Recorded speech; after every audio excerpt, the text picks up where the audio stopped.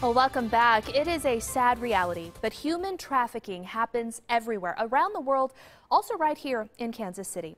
Sisters for Afghan Girls is a group working to give a young woman, Laila, a victim of human trafficking, a fresh start in the United States. And Kate Kranz joins me right now to tell me more about Laila's story and how you guys became involved with her. So tell me, how did you meet her, first of all? Well, in 2011, 2012, I spent just under a year working as a United States naval officer over in Afghanistan.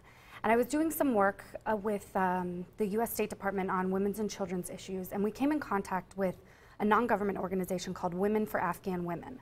Now, they run 8 shelters all around Afghanistan for women who are both victims of crimes and women who have been accused of crimes. They help to advocate for them where that advocacy is not available.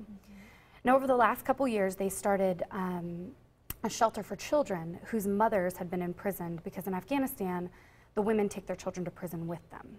So we were at the shelter, and I met this young girl named Laila. And the director explained to me that Laila's situation was a little bit different because not only was her mother in prison, but her mother was in prison for actually selling her into human trafficking. Her own family? Yes. Sold her into human trafficking? Yes. And so my immediate question was, well, all these other children in this shelter will eventually be reunited with mothers who love them and want to take care of them. But Laila's story is a little bit different. So what happens to her? And when the answer from the director was, I don't know, I immediately knew that I needed to do something. The situation in Afghanistan and all over the world is so overwhelming, and sometimes it's hard to focus on what you can do to help. And this was something that I looked at and said, right, I can do something to help this. And so I called my sisters, and they said, we want to help. And so what you've done now is you're in the process of trying to secure Laila a student visa so she can come to the U.S. and start high school. She's a young woman, teenager really. So where is that process right now? Where is Laila currently? Laila is currently in a consulate in Delhi because her mother was recently released from prison, and there's substantive fear that her life is in danger. So she's currently studying English and computer skills over at the consulate. We've had some just amazing support from them.